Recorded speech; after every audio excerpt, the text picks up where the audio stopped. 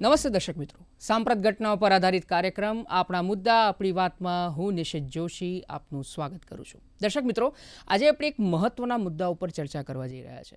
સરકાર દ્વારા, એ કેન્દ્ર સરકાર અને રાજ્ય સરકાર દ્વારા એક ખૂબ જ મહત્વપૂર્ણ પહેલ કરવામાં આવી છે, પરિવર્તનશીલ અને ઐતિહાસિક પહેલ કરવામાં આવી છે. તાજેતરમાં જ કેન્દ્રીય ગૃહ અને સહકારિતા મંત્રી અમિત શાહે જે સેન્ટ્રલ બેંક ડિજિટલ કરન્સી, જેને CBDC કહેવાય છે, એના આધારિત PDS એટલે કે પબ્લિક ડિસ્ટ્રીબ્યુશન સિસ્ટમ એટલે કે જાહેર વિતરણ પ્રણાલીનો શુભારંભ કરાવ્યો હતો. હવે આ જાહેર વિતરણ પ્રણાલી કેમ ડિજિટાઇઝ કરવાની જરૂર પડી એના વિશે આજે આપણે ચર્ચા કરીશું. એના અલગ અલગ આસ્પેક્ટ્સ ઉપર વાત કરીશું. જે એક વાક્યમાં કહું તો જે ગરીબો છે એ ગરીબોને સસ્તું અને ગુણવત્તાયુક્ત અનાજ એ પારદર્શિતાથી મળે, કોઈપણ પ્રકારના ઝોલ વગર મળે, અથવા તો જે વચેટિયાઓ છે વચેટિયાઓની દૂરી થાય, એના અંતર્ગત આ એક ઇનિશિયેટિવ લેવામાં આવ્યું છે. ત્યારે આ ચર્ચા કરવા માટે આપણી સાથે સ્ટુડિયોમાં એક મહેમાન ઉપસ્થિત છે, તેમનો પરિચય મેળવી લઈએ. દર્શક મિત્રો, આપણી સાથે ઉપસ્થિત છે ફૂડ એન્ડ સિવિલ સપ્લાયઝ અને કન્ઝ્યુમર અફેર્સના એડિશનલ ચીફ સેક્રેટરી એટલે કે અધિક મુખ્ય સચિવ મોના ખંધાર મેડમ. ખૂબ ખૂબ સ્વાગત છે આપનું આ કાર્યક્રમમાં. આપના વ્યસ્તતામાંથી આપે જે આ સમય કાઢ્યો એ બદલ આપનો ખૂબ ખૂબ આભાર. ધન્યવાદ. મેડમ, સૌથી પહેલો પ્રશ્ન, મેં ઇન્ટ્રોડક્શનમાં તો બહુ ટૂંકમાં પરિચય આપ્યો, પણ આ જે PDS જે છે આખી પબ્લિક ડિસ્ટ્રીબ્યુશન સિસ્ટમ એને ડિજિટલ કરવામાં આવી છે, તો પહેલાં તો આ કેટલું મહત્ત્વપૂર્ણ છે અને એનાથી કેવા પ્રકારના અલગ અલગ પરિબળો સાકાર થશે? સૌપ્રથમ જે જાહેર વિતરણ પ્રણાલી છે એનું ડિજિટાઇઝેશન ખાસ કરીને ગુજરાતમાં તો સારું એવું પહેલાંથી શરૂ થયું હતું. અને આપણી આખું જે RCMS ration card management system એ આપણી આખી જ પહેલેથી ICT પ્લેટફોર્મ પર ચાલી રહી છે. આપણી આખી સપ્લાય ચેન કે આપણે ગોડાઉનથી લઈને લાભાર્થી સુધી જે અનાજનું વિતરણ કરીએ છીએ એનું પણ ડિજિટલ પ્લેટફોર્મ ઉપર ચાલી રહી છે. GPS બેઝડ આપણી વેહિકલ ટ્રેકિંગ સિસ્ટમ છે. અત્યારે જે આપણે કર્યું છે સેન્ટ્રલ બેંક ડિજિટલ કરન્સી, એ એક આખું એક લેવલ ઉપરની આપણે ડિજિટલ ફ્રેમવર્કમાં જઈ રહ્યા છીએ. આ જે CBDC છે એ Reserve Bank of India, central bank એટલે સેન્ટ્રલ બેંક આપણી રિઝર્વ બેંક ઓફ ઇન્ડિયા છે, એના ફ્રેમવર્કમાં આપણે જઈ રહ્યા છે, જે એક નેક્સ્ટ જેન ફિનટેક છે. એ ફિનટેકને આપણે જાહેર વિતરણ પ્રણાલીમાં રોલ આઉટ કર્યું છે, કારણ કે એના ઘણા બધા ફાયદાઓ છે. અને આપણે જે અત્યાર સુધી આ સિસ્ટમ ચાલતી હતી એને હજી એન્ડ ટુ એન્ડ ઇન્ટિગ્રેશન સાથે બહુ સીમલેસ રીતે આપણે આગળ લઈ જઈ શકીશું અને એને ઘણી વધારે એફિશિયન્ટ, પારદર્શક આપણે બનાવી શકશું, વધારે સરળ. આટલું નેક્સ્ટ લેવલનું ડિજિટાઇઝેશન છતાં પણ વધારે સરળ, વધારે પારદર્શક અને લોકો માટે બહુ જ સરળતાથી લાભાર્થીઓ એનો ઉપયોગ કરી શકે એ રીતની આ પ્રણાલી છે. જે સસ્તા અનાજના દુકાનદારો પણ એને બહુ સહેલાઈથી એનો ઉપયોગ કરી શકે એવી આ પ્રણાલી છે. બહુ સરસ વાત કરી આપે. તો બીજો એક પ્રશ્ન એવો થાય કે ઇનિશિયલી જે પાયલોટ પ્રોજેક્ટ તરીકે 4 જિલ્લાઓની પસંદગી કરવામાં આવી છે, અમદાવાદ છે, સુરત છે, વલસાડ છે અને જે આણંદ જિલ્લો છે, તો આ કેમ આ 4 જિલ્લાઓ શરૂઆતમાં પસંદ કરવામાં આવ્યા? અમદાવાદ શહેરને આપણે એમાં સાબરમતી ઝોનને પસંદ કરેલું છે. તો એને એટલા માટે કર્યું કે અમે નજીકમાં હોય તો પાયલટને અમે બરાબર મોનિટર કરી શકીએ, એમાં શું પ્રશ્ન આવે છે એને રિયલ ટાઈમ બેઝિસ ઉપર રિઝોલ્વ કરી શકીએ. એટલા માટે આપણે અમદાવાદ ઝોનને લીધું. અને એમાં જ્યારે POC સફળ થયું તો અમને એવું થયું, એક વિચાર આવ્યો અમે જ્યારે બધી ઇન્ટરનલ અમારી મિટિંગમાં, કે આપણે થોડા અલગ અલગ પ્રકારના જિલ્લાઓ પણ લઈએ, કે જેમ કે સુરત એ દક્ષિણ ગુજરાતનું એક બહુ મોટું શહેર છે, વલસાડમાં થોડો ટ્રાઇબલ પાર્ટ પણ આવી જાય છે. બરાબર. તો પછી એ રીતે અમે બીજા જિલ્લાઓને પણ સાથે લઈ લીધા. એટલે ઝોન વાઇઝ તમે એવું કહી શકાય કે અલગ અલગ જિલ્લાઓ પસંદ કર્યા. બરાબર. ભવિષ્યમાં આખા રાજ્યમાં લાગુ કરવાની કોઈ છે યોજના? ચોક્કસ ભવિષ્યમાં, કારણ કે આ જે પાયલટ પ્રોજેક્ટ બહુ જ સક્સેસફુલી અમે રોલ આઉટ કર્યો છે અને એમાં અમે ઓલરેડી લગભગ ક્લોઝ ટુ 5,000 લાભાર્થીઓને આ પદ્ધતિથી રેશન વિતરણ કરેલું છે. એટલે આ બહુ જ સફળતાપૂર્વક રોલ આઉટ કરેલું છે. એટલે અમે એને રાજ્યમાં બહુ જલ્દી જ એને રોલ આઉટ કરવા, એને સમગ્ર ગુજરાત રાજ્યને કવર કરવા જઈ રહ્યા છીએ. લગભગ 3 મહિનામાં એ કામ પૂરું થઈ શકશે. જી મેમ, બીજો જે પ્રશ્ન એવો થાય કે તમે શરૂઆતમાં જે ઘણી ડિટેલમાં વાત કરી એમાં એક પ્રશ્ન હજુ પણ છે કે આ જે ડિજિટલ પ્રોગ્રામેબલ કરન્સી છે એને વધારે પારદર્શી અને કાર્યક્ષમ કેવી રીતે બનાવી શકાશે? એને આપણે નોર્મલ કરન્સી તો વાપરીએ છીએ. આપણે જોઈએ તો ડિજિટલ ભારત અંતર્ગત આપણે ડાયરેક્ટ બેનિફિટ ટ્રાન્સફર સુધી ગયા.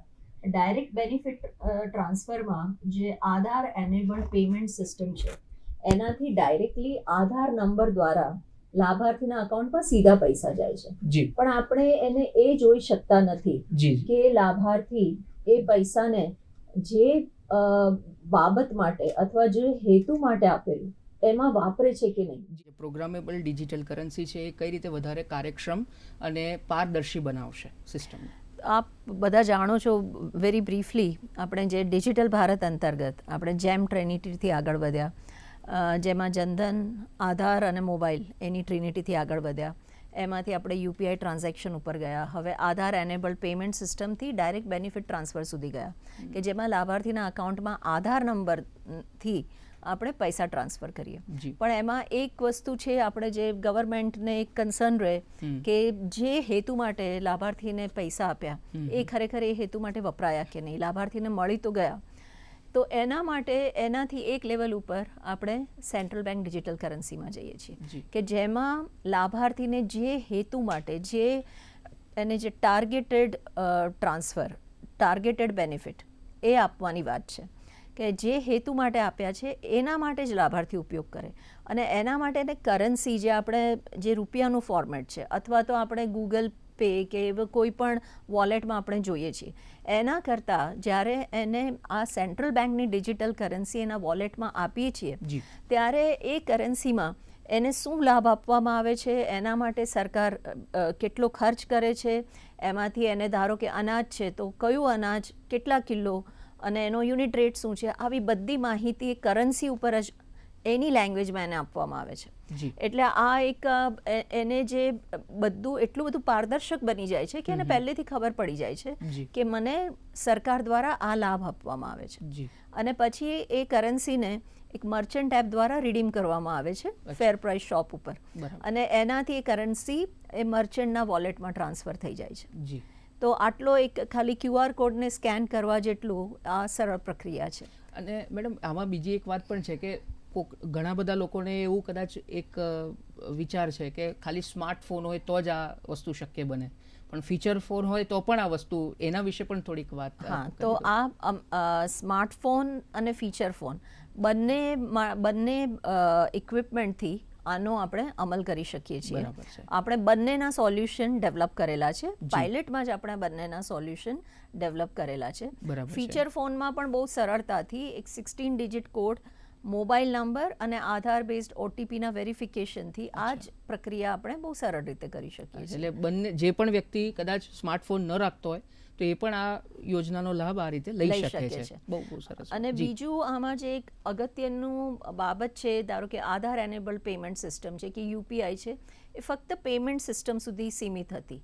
જ્યારે CBDCનું પ્લેટફોર્મ આપણને પેમેન્ટ સિસ્ટમ, એના ઉપરાંત સેટલમેન્ટ, જે અલગ અલગ પેમેન્ટ અને રિસીવર વચ્ચે જે સેટલમેન્ટ કરવાનું છે એનું સેટલમેન્ટનું મિકેનિઝમ પણ આપે છે, એના ક્લિયરિંગનું પણ મિકેનિઝમ આપે છે, અને આખું અકાઉન્ટિંગ આપણે રિયલ ટાઈમ બેઝિસ ઉપર મેન્ટેન કરી શકીએ છીએ.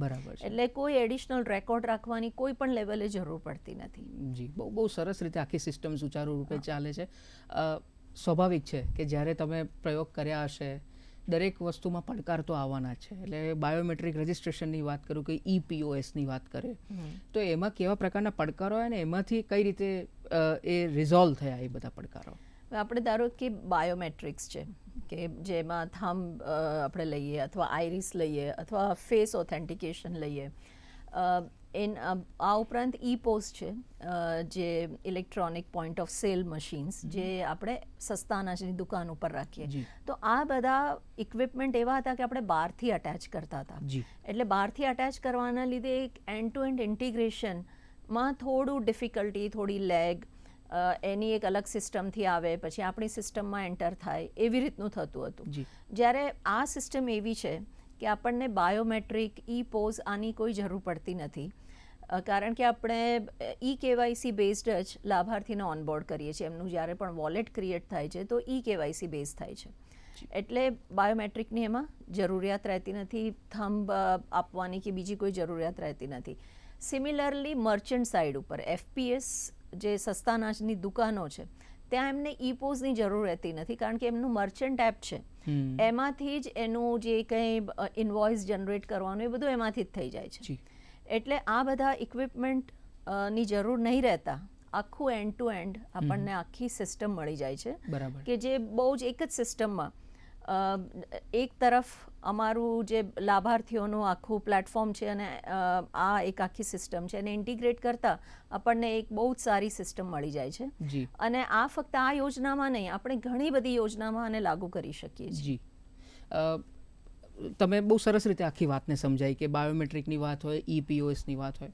હવે ઘણા બધા ડેટા એમાંથી જનરેટ થાય છે, ત્યારે ડેટા સિક્યોરિટીનો પણ પ્રશ્ન આવે છે કે મારા ડેટા સિક્યોર તો હશે, અને જે લાભાર્થી છે એમને પણ એક વિશ્વાસ સુનિશ્ચિત કરવાની વાત આવતી હોય એની અંદર. તો એના માટે કેવા પ્રકારના ઉપાયો આ સિસ્ટમમાં કરવામાં આવ્યા છે? આ આખું જે ફ્રેમવર્ક છે એ સેન્ટ્રલ બેંકનું ફ્રેમવર્ક છે. એટલે આ ફ્રેમવર્ક ઉપર આપણને એક ફ્રેમવર્ક રેડી પ્લેટફોર્મ મળેલું છે અને એના ઉપર આપણે પ્રોગ્રામ કર્યું છે. આ CBDCનું અમારી સ્કીમ માટે પ્રોગ્રામ કર્યું છે. તો એ ફ્રેમવર્ક ખૂબ જ સિક્યોર છે. એનો એક SOP બનેલો છે. ધારો કે આ જે વોલેટ છે એ વ્હાઇટ લિસ્ટિંગ થયા પછી ફક્ત બેનિફિશિયરી જ ડાઉનલોડ કરી શકે છે. અચ્છા, હું કે તમે ડાઉનલોડ ના કરી શકીએ.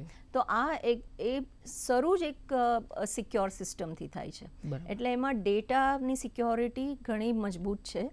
અને બીજું શું છે કે આપણે ધારો કે આપણે આર્ટિફિશિયલ ઇન્ટેલિજન્સની વાત કરીએ તો એના માટે ડેટા બહુ ઇમ્પોર્ટન્ટ થઈ જાય છે.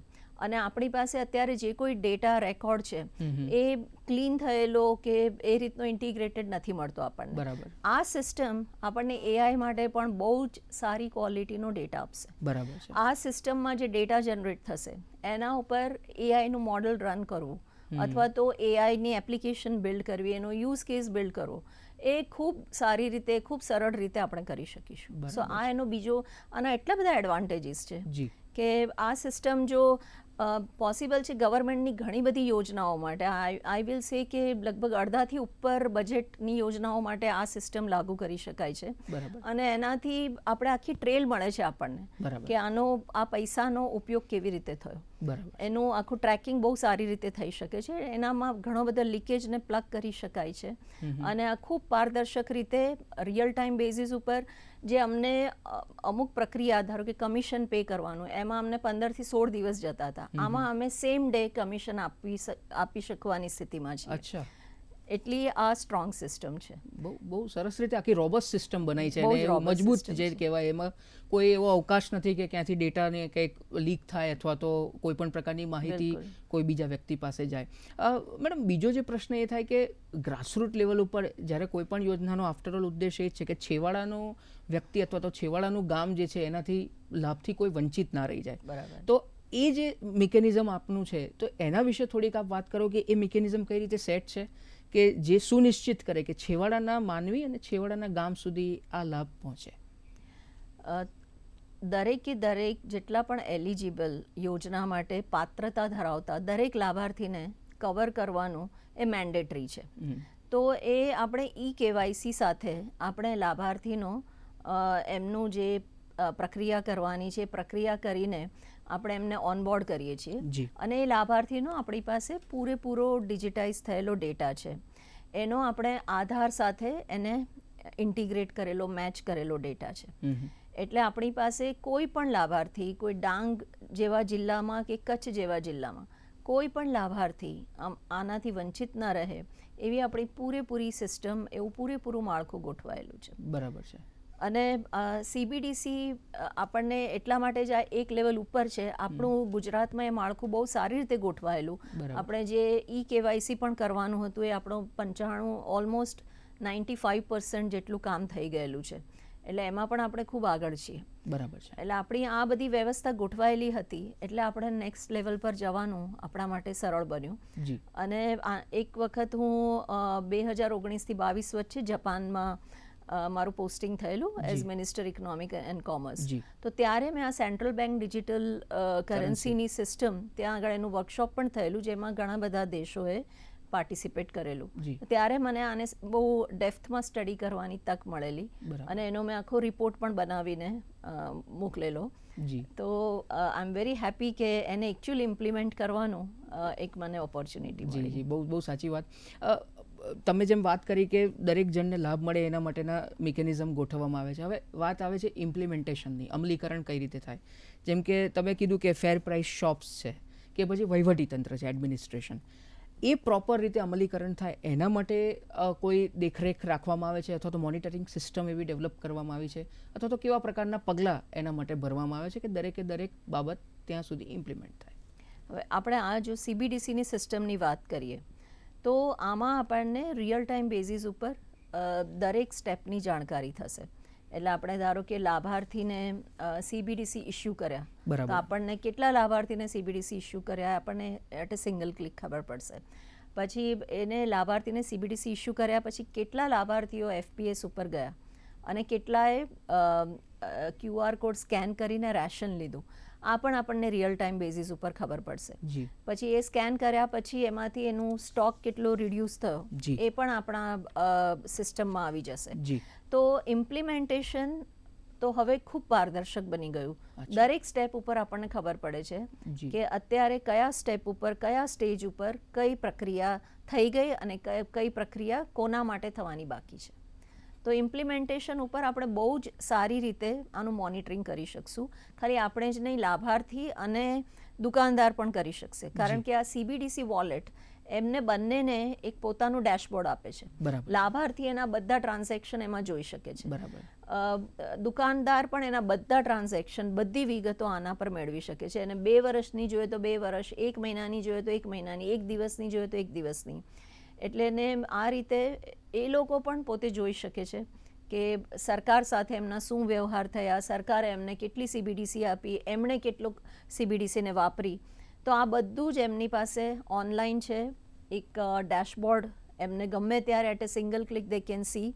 અને સૌથી વધારે અગત્યની વાત એ પણ છે કે જેવો લાભાર્થી રેશન લે છે એવું એક સિસ્ટમ જનરેટેડ રિસીટ પણ એને મળી જાય છે. અચ્છા. જે આપણે રિસીટ એન્શ્યોર કરવામાં આપણને તકલીફ પડતી હતી કારણ કે આટલા બધા દુકાનદારોએ રિસીટ આપી કે નહીં એનું મોનિટરિંગ આપણે ખાલી સેમ્પલથી જ કરી શકીએ. પણ આમાં તો સિસ્ટમ જનરેટેડ રિસીટ એને મળી જાય છે. બરાબર છે. એટલે એને પહેલાં પણ બધી ખબર પડે છે અને ટ્રાન્ઝેક્શન પછી પણ એને બધી ખબર પડે છે અને બધો રેકોર્ડ એની પાસે રહે છે. જી. અન્નપૂર્તિ મશીનની જેમ ATMમાં તમે ડેબિટ કાર્ડ નાખો ને તમને પૈસા મળે એવી રીતે આમાં પણ એવી એક સિસ્ટમ ઊભી કરવામાં આવી છે જેથી તમને અનાજ મળે. તો આ અન્નપૂર્તિ મશીન શું છે ને આપણા ગુજરાતમાં ક્યાં ક્યાં અન્નપૂર્તિ મશીન લાગેલા છે? તમે કહ્યું એ રીતે અન્નપૂર્તિ મશીન ગ્રેન ATM છે અથવા આપણે જે વેન્ડિંગ મશીન કહીએ એ રીતનું મશીન છે. આપણને સૌથી પહેલાં ભાવનગરમાં WFP વર્લ્ડ ફૂડ પ્રોગ્રામ એના દ્વારા આપણને આપવામાં આવેલું. પણ એ ફક્ત છૂટક રેશન માટે હતું, ફક્ત ઘઉં અને ચોખા અને છૂટક રેશન માટે હતું. જી.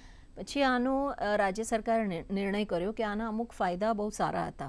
જેમ કે લાભાર્થી આ 24 કલાક ચાલતું આ મશીન છે. જી. લાભાર્થી પોતાની અનુકૂળતા આવીને આ લઈ શકે છે. બરાબર છે. તો એને દિવસમાં સમય ના મળે તો રાત્રે સાંજે ગમે ત્યારે લઈ શકે છે. એને નક્કી એટલા વજનનું મળી જાય છે. ક્વોલિટી પણ આપણે જે આપ્યું એ જ ડિલિવર થાય છે. જી. ઘણું સાફ સુથરી રીતે થાય છે. એટલે આને આગળ લઈ જવાનું માન્ય મુખ્યમંત્રીશ્રીની વિચારણામાં જ હતું અને અમે બજેટ વખતે પણ જ્યારે ચર્ચા કરી અમારા મંત્રીશ્રી પણ આને આગળ લઈ જવા માંગતા હતા, માનનીય શ્રી રમણભાઈ સોલંકી. અને આ વખતે અમારું આયોજન એવું હતું કે આ ઘઉં ચોખા સાથે સાથે જે રાજ્ય સરકાર જે વસ્તુઓ વિતરણ કરે છે જેમ તુવેર દાળ છે, ખાંડ, મીઠું અને ચણા, આ બધાને પણ આપણે ગ્રેન ATMથી જ વિતરણ કરીએ. તો આમાં 2 બહુ અગત્યની નિર્ણય સરકારે લીધા. માન્ય મુખ્યમંત્રીશ્રીના નેતૃત્વમાં એક નિર્ણય એવો લીધો કે આપણે આ બધાને 1 કિલોના પેકિંગમાં આપીએ. તો પેકિંગ કરવાથી ઓર એના બીજા વધારે લાભ છે. પેકિંગમાં અમુક વસ્તુઓ કહેવી જરૂરી છે. પેક ઉપર જ આપણે મેન્શન કરીએ છીએ કઈ તારીખે પેકિંગ થયું, કેટલા ટાઈમ માટે સારું રહેશે અનાજ, એનો બેચ નંબર, આ બધું આપણે મેન્શન કરીએ છીએ. તો એક પેકિંગથી આ ગ્રેન એટીએમ હજી વધારે સારી રીતે આપણે ચલાવી શકીએ એવું આપણને એક પ્લેટફોર્મ મળી ગયું. અને ગ્રેન એટીએમમાં જો પેકેજિંગથી ડિસ્પેન્સ કરીએ તો ઓર વધારે ઇઝી થઈ જાય, કારણ કે તમારે પેકેટમાં જ એ આપવાનું છે. તો આ ગ્રેન એટીએમ હવે આપણે કલોલ સિટીમાં મૂકવા જઈ રહ્યા છીએ. અને આ વર્ષમાં આપણે દરેક જિલ્લામાં ગ્રેન એટીએમ મૂકવાનું આપણું આયોજન છે. એના માટેની અમારે જે પ્રક્રિયા કરવાની હોય, જે કોઈ RFP, એક્સપ્રેશન ઓફ ઇન્ટરેસ્ટ, આ બધી પ્રક્રિયા અમે પૂર્ણ કરી લીધી છે. તો બીજા જિલ્લાઓમાં પણ અમે બહુ ઝડપથી એને રોલ આઉટ કરવા જઈ રહ્યા છીએ. એટલે આ ત્રણેય વસ્તુ એ એક બહુ જ આખી સિસ્ટમને એક બહુ જ રિફોર્મ સાથે આગળ લઈ જશે. એક તો CBDCની આખી વ્યવસ્થા, એની સાથે ગ્રેન એટીએમ અને એના સાથે પેકેજ્ડ વિતરણ. બરાબર છે. એટલે આ એક બહુ એક સિસ્ટમેટિક વેમાં આખી મિકેનિઝમ ચાલી રહ્યું છે. બીજો જે પ્રશ્ન મેડમ એવો થાય કે જેમ કે તમે કહો છો કે ભવિષ્યમાં ટૂંક સમયમાં આખા ગુજરાતમાં આ યોજનાને લાગુ કરવામાં આવશે, પણ તમે જે પાયલોટ તરીકે જે અમુક જિલ્લાઓ પસંદ કરેલા છે, તો એમાં કેવા પ્રકારના લક્ષ્યાંકો આપ સિદ્ધ કરવા માંગો છો જેથી ભવિષ્યમાં જ્યારે આખા ગુજરાતમાં કે રાજ્યમાં લાગુ કરવાનો હોય ત્યારે એ પ્રશ્નો ન નડે? તો એવા કેવા પ્રકારના લક્ષ્યાંકો છે આપના? ઇનફેક્ટ અમે આને જ્યારે POC, પ્રૂફ ઓફ કન્સેપ્ટ કરતા ગયા, ઇનફેક્ટ અમે ધારેલું એનાથી પણ અમે થોડું ઝડપથી પાયલટ રોલ આઉટ કરી શક્યા. અને અમે લગભગ અત્યાર સુધીમાં 6 જેટલા પ્રૂફ ઓફ કન્સેપ્ટ અલગ અલગ પ્રકારના કરેલા. બરાબર છે. એ અમે જાન્યુઆરીથી શરૂ કરીને ફેબ્રુઆરી 15 તારીખે માનનીય ગૃહ અને સહકારિતા મંત્રી, કેન્દ્ર સરકારના ગૃહ અને સહકારિતા મંત્રી માનનીય અમિતભાઈ શાહના વરદ હસ્તે આ શરૂ કર્યું. એમની કોન્સ્ટિટ્યુઅન્સીમાં શરૂ કર્યું. અમને એમના તરફથી ખૂબ પ્રોત્સાહન મળ્યું. અને જે આખું જે માનનીય પ્રધાનમંત્રીશ્રીની આખી જે વિચારસરણી છે કે ડિજિટલ ભારતથી વિકસિત ભારત તરફ, અને આપણે ગુજરાત માટે એમ કહીએ છીએ કે વિકસિત ગુજરાત થકી વિકસિત ભારત. બિલકુલ. તો એ દિશામાં અમને કામ કરવાની બહુ સારી તક મળી. તો એમાં જેટલા પ્રશ્નો આવ્યા, એમાં અમને પ્રશ્નો આવ્યા, પણ અમે એટલી ક્લોઝલી નેટ એક ટીમ બનાવેલી, જે અમે લગભગ એવરી ઓલ્ટરનેટ ડે અમે એ મીટિંગ કરતા હતા, ફિલ્ડમાં પણ જતા હતા, એના પ્રશ્ન જોતા હતા, સમજતા હતા અને એના સોલ્યુશન પર વર્ક કરતા હતા. તો અમને જેટલા પણ પ્રશ્ન આવ્યા એ બધાનું સોલ્યુશન અમે કાઢીને એને બહુ સ્મૂથ બનાવી દીધી છે ઓલરેડી. બરાબર. એટલે હવે અમારે પાયલટ વિસ્તારમાં કોઈ બીજા લક્ષ્યાંક અચીવ કરવાનું રહેતું નથી. એટલે જ હવે અમારું ફોકસ છે કે અમે આને સ્ટેટમાં રોલ આઉટ કરીએ. અને એની પણ સ્ટ્રેટેજી અમે જેટલી સિમ્પ્લિફાઈડ વેમાં પોસિબલ હતી એ રીતે વર્કઆઉટ કરેલી છે. કે એટલા માટે વી આર ક્વાઇટ કોન્ફિડન્ટ કે અમે 3 મહિનામાં એને રોલ આઉટ કરી શકીશું. જી, બહુ સારું વિઝન છે આપનું અને બહુ મજબૂતાઈથી તમે આ પ્રોજેક્ટને મૂક્યો છે અને આગળ જતાં પણ આખા રાજ્યમાં આ રીતે લાગુ થશે. છેવાડાના માનવીની જો હું વાત ફરીથી કરું તો આ પ્રકારની સુવિધાનો લાભ એને મળવાથી એના જીવનમાં કેવા પ્રકારના પરિવર્તનો આવશે, ચેન્જીસની જો વાત કરીએ તો? અમે ખૂબ હોપફુલ છીએ કે આ છેવાડાના માનવીના જીવનમાં ઘણા સારા જે ન્યુટ્રિશન લેવલના પરિવર્તન છે એ આવી શકશે. કારણ કે આખી જે વિતરણ પદ્ધતિ છે એમાં રાજ્ય સરકારે અને કેન્દ્ર સરકાર મળીને એવું સુનિશ્ચિત કરી રહ્યા છે કે એમને ઘઉં ચોખા એટલે સિરિયલ્સ અને પ્રોટીન, ચણા અને તુવેર દાળ દ્વારા પ્રોટીન, તો આ એક સમતોલ આહાર મળે. જો સમતોલ આહાર આપણે આપી શકીએ તો એમનું ન્યુટ્રિશન, એમનું હેલ્થ આ બધું જ ઇમ્પ્રૂવ થાય. એમને શિક્ષણ લેવાની એમની ક્ષમતા સારી થાય, એમનું એમ્પ્લોયમેન્ટનું એની ક્ષમતા પણ સારી થાય. તો આનાથી અમે ખૂબ હોપફુલ છીએ કે એના સુધી આ બધી જ વસ્તુઓ અમે એક બહુ સુનિશ્ચિતતાથી પહોંચાડી શકશું. એની જાણકારીમાં રાખીને પહોંચાડી શકશું કે તમારા માટે આવી વ્યવસ્થા રાજ્ય સરકાર અને કેન્દ્ર સરકારે ગોઠવી છે અને તમે આનો લાભ લો.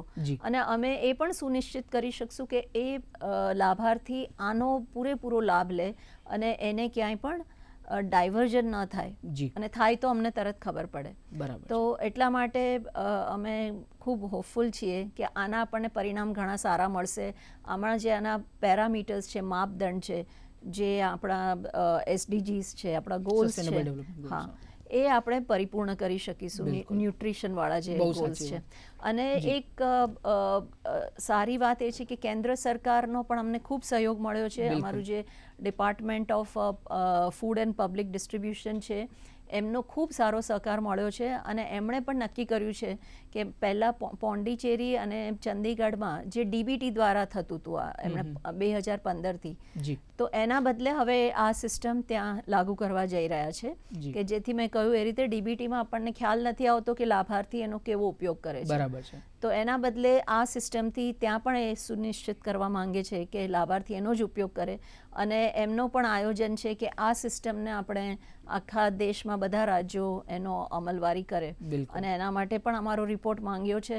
અચ્છા. અને અમારી પાસેથી આખું પ્રેઝન્ટેશન માંગ્યું છે, આનો સફળતાનો રિપોર્ટ માંગેલો છે, બિલકુલ. જે અમે એમને બહુ જ ટૂંક સમયમાં જી. રજૂ કરવાના જે છીએ. તો આપના નેતૃત્વમાં બહુ સારી રીતે વિભાગ કામ કરી રહ્યો છે, અને આવનારા સમયમાં ગુજરાત થકી જ આ પહેલની શરૂઆત થઈ છે, તો સમગ્ર દેશમાં આ સ્કીમ લાગુ પડશે. અને જે ગરીબ વર્ગ છે, છેવાડાના ગામ છે, છેવાડાનો માનવી છે, એને પણ જે આપે પેરામીટર્સ કીધા એ પ્રમાણે બહુ જ આમૂલ પરિવર્તન આવશે. અને એક સશક્ત ભારતની જે વાત છે ને, વિકસિત ભારત, પ્રધાનમંત્રીશ્રીનું જે સપનું છે નરેન્દ્ર મોદી સાહેબનું, કે 2047માં વિકસિત ભારત બનાવવાનું છે, એ દિશામાં ડિજિટલ જે currency, central bank digital currency, એ ખૂબ જ પીઠબળ, સારું એવું શક્તિ પૂરી પાડે છે. આપણે આશા રાખીએ કે આવનારા સમયમાં પણ એ ભવિષ્યમાં ખૂબ જ સારું જે સ્કીમ છે એ લાગુ થાય સમગ્ર દેશમાં. તો મેડમ, આપ દૂરદર્શનના સ્ટુડિયોમાં અને આટલી રસપ્રદ ચર્ચા કરી બદલ આપનો ખૂબ ખૂબ આભાર. તો દર્શક ખૂબ મિત્રો, આભાર. આપણા મુદ્દા આપણી વાત કાર્યક્રમમાં અત્યારે બસ આટલું જ. આવતા સોમવારે ફરીથી એક નવા વિષય સાથે, નવા મહેમાન સાથે ઉપસ્થિત થઈશું. ત્યાં સુધી અમને રજા આપશો. નમસ્કાર.